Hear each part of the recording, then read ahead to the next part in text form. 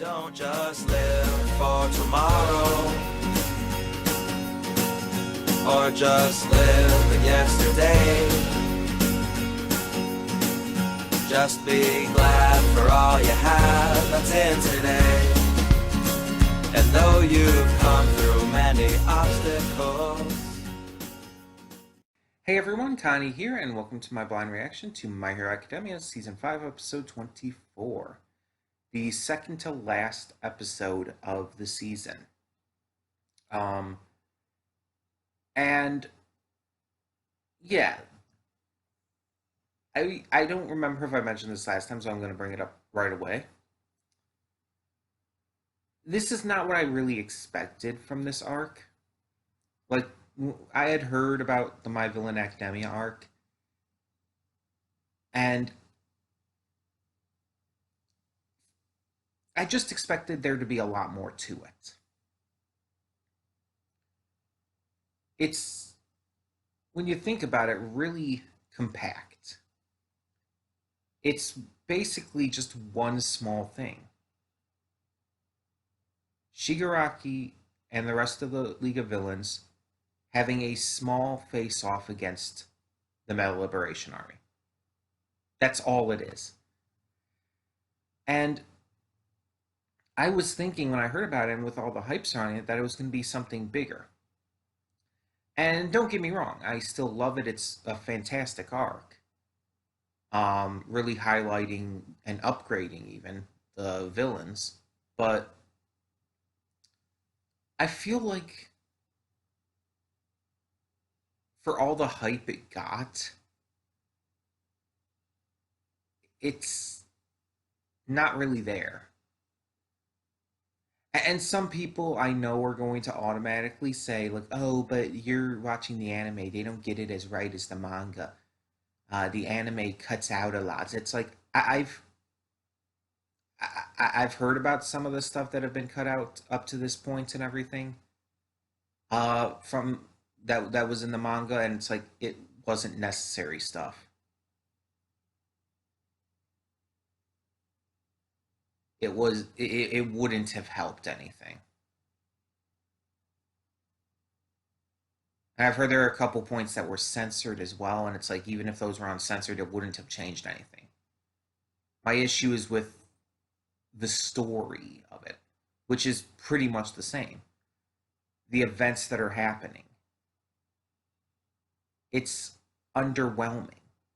Yeah, it's cool to get this development and everything for the villains and everything. And again, I love it. I do genuinely love it.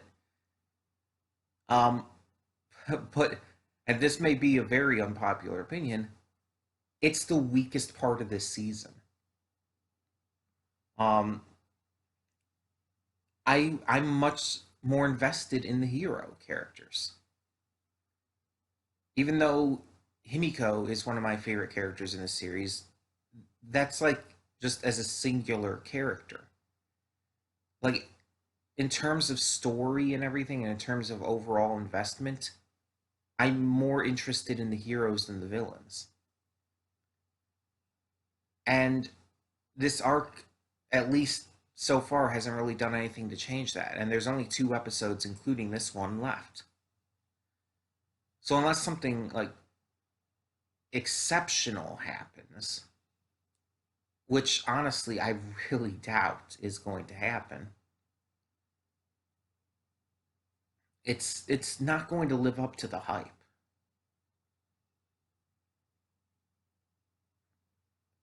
Based purely on the story and whatnot.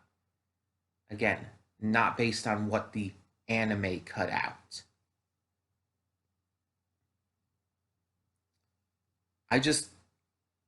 I'm not that invested in this battle between the villains, the League of Villains, and the Metal Liberation Army. It's interesting, but it's not something I'm super excited about. Compared to other stuff we've gotten this season, all the stuff within the Endeavor work study, the big drops of information regarding Izuku unlocking the quirks of the previous All for One users, or One for All users, rather. including Black Whip and whatnot. It's like that stuff is infinitely more interesting than any of this. The battles between Class A and Class B, infinitely more interesting because it's based upon stuff that we already have a connection to. The villains are the villains. Like, we don't have like this strong, exciting connection to them. This arc almost is trying to foster that. It's trying to create that connection. And in that way, it does work. It does help create a little bit more of that connection. But for people to act like this is like the best arc of the series, or even one of them, is just, it's not. Um, it's really not. I wouldn't say it's one of the worst. I'd just say it's kind of mid. It's just kind of in the middle for me. And I emphasize the for me part. If you love this arc more than I do, that's fine. If you think it's one of the best in the series, that's fine.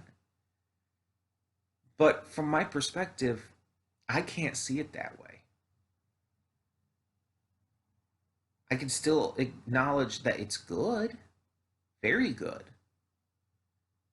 But it's just, it's as good as My Hero just tends to get. It's nothing special. The best parts of it are the villains learning new stuff, and that's cool. But whoop de doo, that doesn't feel, again, I'm not as invested in that as I am with the stuff that we got previously in the season.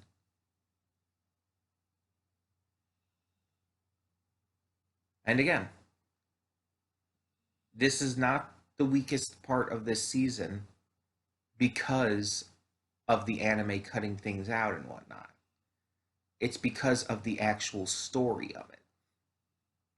The story and the idea behind this arc just is not as interesting to me, again. But either way,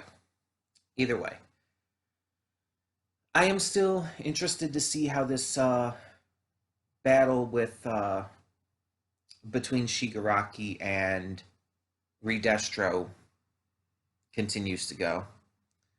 I assume that would be finished in this episode, unless, well, Gigantomachia, is he already there, or was he on his way? I don't remember. Either way, that's probably going to interfere with things. Um, and we kind of know where this goes to a degree because it gave you a flash forward of what's going to come at the end of this, and that was Shigaraki standing over rubble laughing like a psychopath. But that doesn't actually explain anything. Like, we don't know anything about why he's doing that, what that means. It's just like, oh, just have a cool shot of Shigaraki laughing over some rubble. It doesn't actually like tell us anything, but we just know that's where it ends. Okay, that could mean a lot of things within the context of where we left off last episode. So we'll just have to see. But yeah, I'm very excited to continue. Believe it or not, despite my what I've been talking about, these pre-thoughts, despite seemingly like saying that it's not as good as people are hyping it up to be and everything, I do still like it, very much so, and I'm very excited to see how it ends. It's still My Hero Academia, and still, even when it's not at its best, it's still My Hero Academia. It's still damn good. So I'm just definitely invested on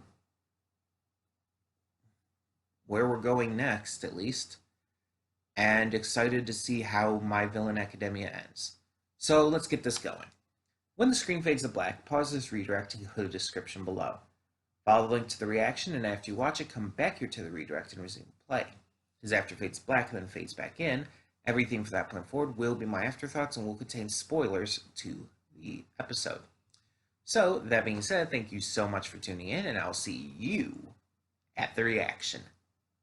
And we are back, and we'll begin with spoilers in 3, 2, 1, now. So, in season 1, which I didn't react to, I never reacted to the first season. I watched that on my own. But in season 1, when Shigaraki first appeared and all, I thought, like, this dude is just some kind of crazy villain and everything. But as the seasons progressed, you kind of see, like, okay, he's clearly being trained up to be the successor of the true big bad. And he's still crazy, he's still wild, but he has more to him. You could definitely see a loyalty, a family-like bond between him and the rest of the group. You see he eventually that he even gets angry when members of his team are hurt or even killed, in the case of Big Sis Mag. And you see just you see that there's more to him. And now in season 5, we've gotten more of that depth that makes him such an interesting character. We've gotten his backstory that explains, not excuses, but explains his actions. It tells us where he came from and why he became a villain. Not just because of the actions that happened in regards to his family, but because All for One was there to foster those feelings of hatred and whatnot that he did have in him. And because he fostered them, because he pushed Shigaraki to use them, it created a villain. And it's really interesting to see, because at the end of this episode, I don't see the same character I saw in season 1. I don't see the same character I saw at the beginning of this arc. Like, and that's obviously the point. The Tomura Shigaraki sitting on that stage in that suit as the new leader of the newly christened Paranormal Liberation Front is not the same Tomura Shigaraki that we've come to know. Like, the outfit, the white hair, the difference in mindset, all of that is like paramount to understanding that he is a new person here. He has been reborn. And that's not a good thing. Because although, like, he's not quite there yet, there's a reason Gigantomachia has now acknowledged him. Shigaraki is becoming the new All for One. And it's like, we kind of knew that was going to happen. It's not like a surprise. But to actually see it happen, to see him have grown and evolved so much to this degree, to where he has become like this, that's what's important here. That's what makes it impressive. He has become the new All for One. And he's leading not only the former League of Villains that he has led for all this time, but now the entirety of the former Meta Liberation Army is on his side. The Paranormal Liberation Front, this combined force, is so unbelievably huge, is so unbelievably powerful, that without question, like Shigaraki's influence has just skyrocketed. Like he was a threat before. They were a legitimate threat before. But with this, they are much more so. Like it's such a drastic level of an upgrade that it's kind of insane. It's basically like going from 10% to 100%. It's that big of an upgrade. And that's really interesting. And I say that because I word it like that because the effect and impact this is going to have on the future arcs, like, this is honestly legitimately frightening. With his new influence, with his new power, with his new freedom, you could say,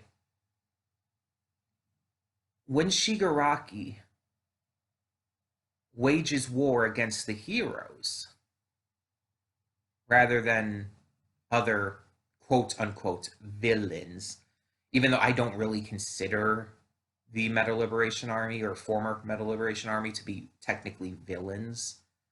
But I guess they kind of are now that they've aligned themselves under Shigaraki. So, yeah. um, but I feel like once that happens, once this group, the Paranormal Liberation Front, does wage war against the heroes and society in general, we're going to have probably the biggest arc in this series. Not in terms of length or general size, but in terms of impact. This arc is nothing compared to what that's going to be. This arc is small potatoes. Once that war happens, it's going to shake the foundations of this series. And that's only going to work, though, because of the heroes. And I know this might seem kind of counter to everything I had been saying up to this point in these afterthoughts, but while I did love this episode and I love where this had gone with this arc, the most interesting aspect of this series is still the heroes and their growth, their continued developments, and story points. This stuff with the villains only works as well as it does. This stuff with the villains is only as interesting as it is because of the opportunities it presents in regards to the heroes. How are these interactions going to go in the future? How are the villains in their new shiny fresh coat of paint going to interact with the heroes? What is this war going to be like? That's the stuff that makes this interesting. It's like look at other superhero media. The Joker alone is not interesting. He's just a crazy dude. It's because of Batman and his interactions with Batman that makes the Joker interesting. And you can say the same thing for pretty much anything superhero related, at least. Yeah, look at The Boys, since we're reacting to that. What makes Homelander interesting as a character? It's not just that he's a psychopath. It's not just that he's a nationalist uh, almost fascist. No, what makes Homelander interesting is what he's going to do and how he's going to interact with other people around him. Whether it be Starlight or other members of the Seven, whether it be the boys, whether it be normal people, whether it be, well, Madeline Stillwell or other characters, Edgar, Mr. Edgar. He is he only becomes interesting because of his interactions with others. A villain's main purpose in a superhero story is to highlight the heroes. Let's be honest. The villain's purpose is to highlight the heroes. And as such, they work off of each other and make each other more interesting, more fun to watch or read, or however you digest your superhero media. A villain alone does not work. A hero does. And the main difference, the main reason for that is because a hero is someone that we can all aspire to be like. A hero is someone who is seen as ideal. A hero is someone who you look up to, who you view as like kind of almost like the pinnacle of society. A villain is the complete opposite, though. A hero works on their own because there's someone that you don't need to see another work off of to like, to be interested in. They're interesting just off the fact that they're a superpowered good guy. And a villain is not that, though. It's hard for me to explain. But the gist is that it comes down to like the fact that heroes are characters you look up to and you have that initial desire to connect to. You want to be like the hero, so you automatically, subconsciously connect to them more. They work as characters more because you're able to make that connection easier. Villains work once they are paired with their heroes because those interactions develop them and give them the more interesting moments. It allows them to shine in a way. The villains are only as good as their interactions with their heroes because you don't connect with them, you don't relate to them. And if you do, you're doing something wrong in your life, let's be honest. Like, yeah, you can connect to certain aspects. Like, if you, with my hero here, you could connect, some people could probably connect to Shigaraki from family abuse. Or even having all of their family having died. Obviously not in the same way, I hope, but but yeah, there's little things you can connect to, but as an overall character, you can't unless there's something again wrong. Because they're bad, they're evil, even if they have some fair ideas, the way they go about them is wrong. If you look up to a bad guy, if you see them as a character to connect to and relate to, that there's something wrong.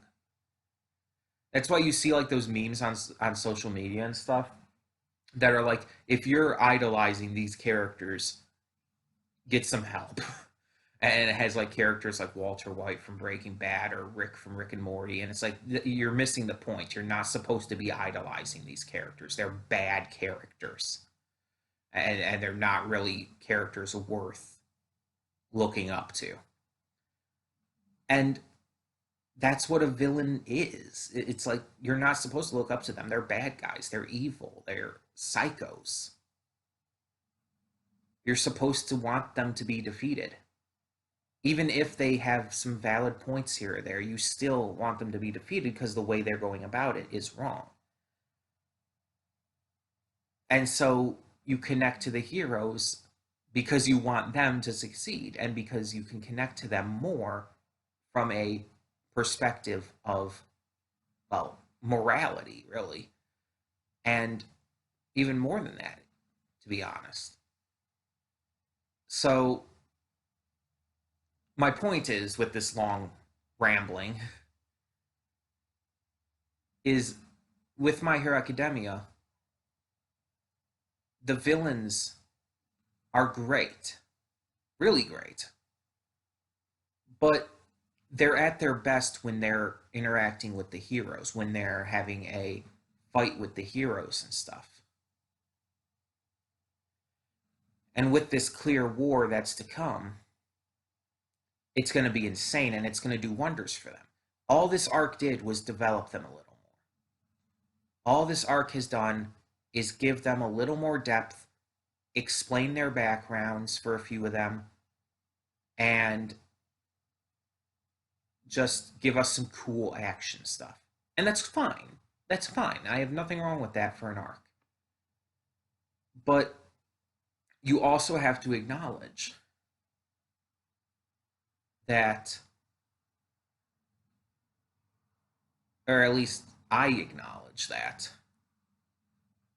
without any real heroes in this arc to work off the villains, it could have been better. It felt like it could have been better. The arc just wasn't as hype as people, well, hyped it up to be. Because we had basically two, well, one, we had the villains, and then we had a liberation group. And liberation groups are not villains. I'm standing by that. I don't see them as villains. I see them more as, well, a liberation group, a group fighting for equal rights and everything. The way they're going about it is wrong, yes. The things that they do is wrong, sure. But they themselves are not really villains, per se.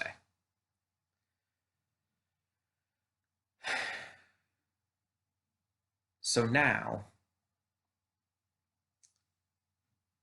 they have become villains, though, serving under Shigaraki as the new Paranormal Liberation Front, all because ReDirect kind of fanboys over Shigaraki now because he sees him as basically a symbol of freedom, a symbol of liberation. He sees him as that symbol and believes that because of that they should join forces, that they will serve under him instead. It's basically just a pure fanboy decision rather than one of actual informed logic. Because Shigaraki in no way like values the same goals and ideals that the Liberation Army had. Not at all.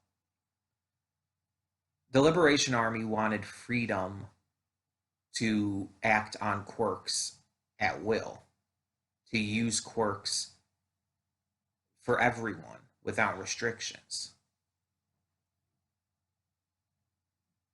Shigaraki just wants to destroy shit. Everything, really. It's a completely different goal. Yet because of Shigaraki gaining that liberation from his past and his own issues, ReDirect just kind of threw logic aside and joined forces with him under Shigaraki's control. And it's like, ugh, kind of lost what you were going for there, dude. Definitely not following Destro, the original Destro's footsteps anymore. Say that for sure. The original Destro would probably, based on what we know of him, would probably have not made this move, because it's like, again, just if you think logically for a second, it's they don't have the same goal, and it's just it's actually detrimental to the Liberation Army to do this. But still, maybe that'll come up in the future.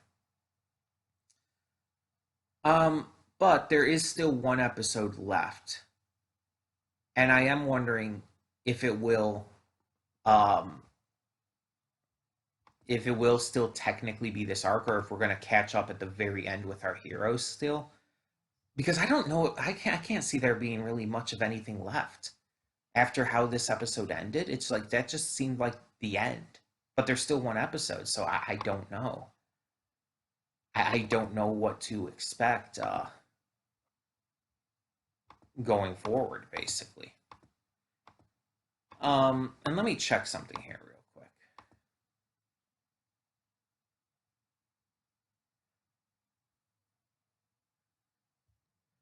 Okay, so it did. Okay, so I just looked at a previous episode here, episode 21, so a few episodes back. And it did, in the opening, change the logo to say My Villain Academia as well. I had not noticed, I don't know why, but I just haven't been paying enough attention to the opening to notice that.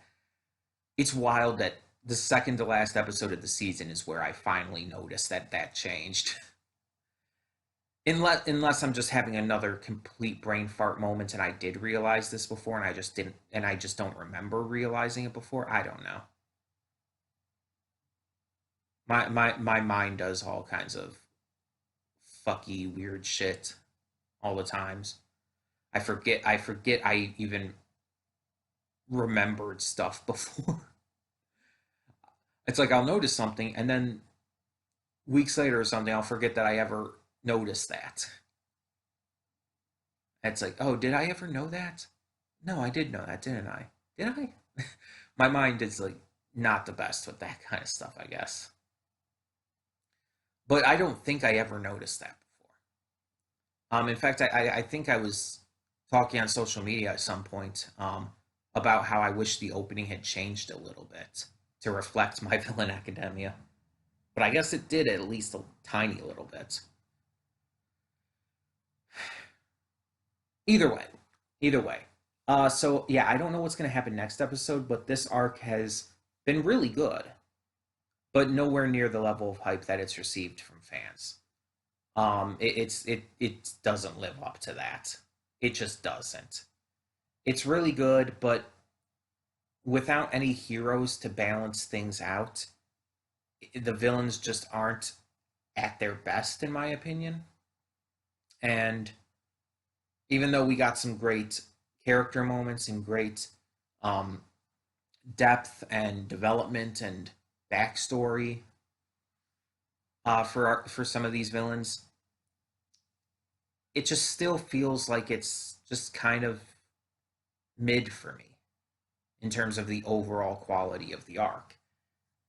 The better arcs are still the likes of the Bakugo retrieval arc in season 3, or even previous arcs this season, such as the Class A versus Class B training arc. Arcs like that are still better for me. And that may be an unpopular opinion, but I don't give a shit. It's my opinion.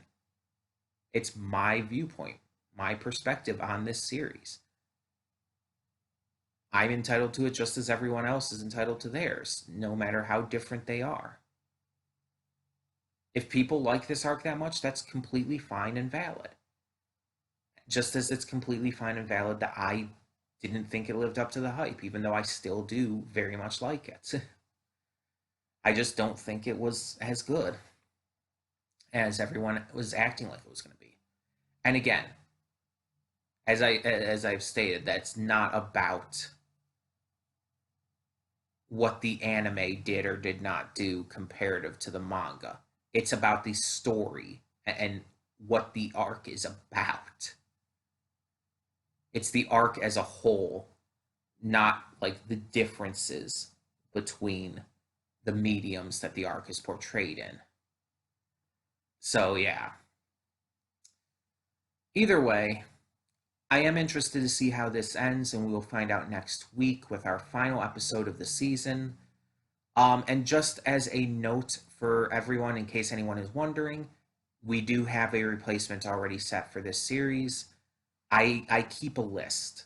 I keep a list of shows that I want to react to, and I have it sorted out by day. So it's like once a show ends on a certain day, I have something already set to follow it up.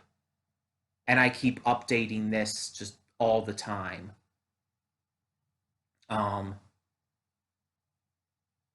To make sure that I keep up with all the shows I'm reacting to at the moment.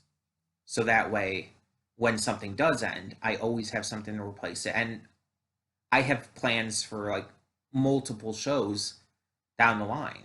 Because even just in case like I don't end up liking a show and I end up dropping it, I have more in that slot ready for that kind of situation. Just in case I need to get to a new show quickly. So, yeah, My Hero's replacement is already figured out. And that will be announced most likely just next week after in the afterthoughts of the final episode.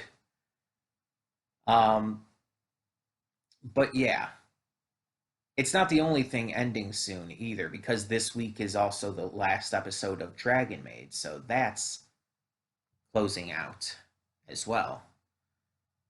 And that, again, that also has its replacement already figured out. So yeah, a lot of changes will be coming to the rotation soon. And with both Dragon Maid and My Hero ending as well, both of them are currently airing series. So that's going to be interesting now that we're ending stuff that's actually airing as we watch it. It's gonna, I feel, add a little more freedom to recording. At least for the Thursday slot, because Dragon Maid comes out on Wednesdays of all days. And usually not like right away on Wednesdays too. So it's like I can't even record Dragon Maid until like mid afternoon on Wednesdays at the earliest. And that's like a day before I have it set to come onto the channel. So usually I like to pre-record things a little earlier, but with that show I can't. But now with that ending and with going to non-currently airing stuff, I won't have to worry about that anymore. I think after next week, the only currently airing thing I'll be reacting to is One Piece. So there's that. But yeah. Either way, tell me in the comments below, what did you think of this episode of My Hero Academia? And sorry for the long ramblings I went on in these afterthoughts. So thank you so much for tuning in. And for now, I'm Connie and I'm signing off. See y'all next time.